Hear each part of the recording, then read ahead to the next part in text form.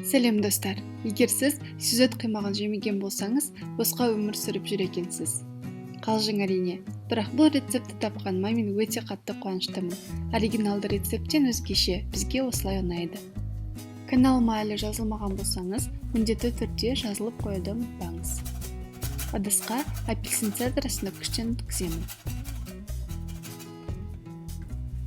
Сонда апельсин суын сығамын. Егер шырынын сығуға арналған арнайы ыдысыңыз болса, онда тіптен керемет. Ішіне дәндері түсіп кеткен болса, алып тастауды ұмытпаңыз. Қызып тұрған табаға қант, сары май, апельсин суын құйып, орташадан сәл жоғары отта қайнатамын.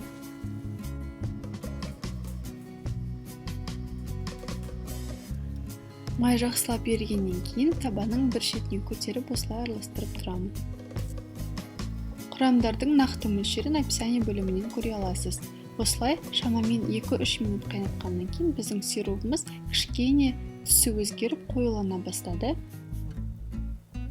Енді осында 4-ке бүктелген құймақтарды орналастырамын. 30-40 секундтай сиропты өзіне жақсылап сіңіргенше ұстаймын, сосын екінші бетіне аударамын. Табада екінші бетіне де жетерліктей кішкене сироп қалуы керек.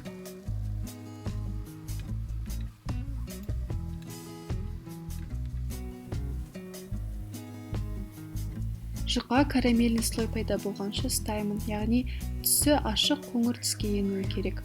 Енді ыдысыма салып, қалауыңыз бойынша әсемдеп, отбасыңызға ұсынуға дайын. Міндетті түрде жасап, нәтижесімен комментарийде бөлісіңіз. Маған сеніп, менімен бірге болғандарыңызға рахмет.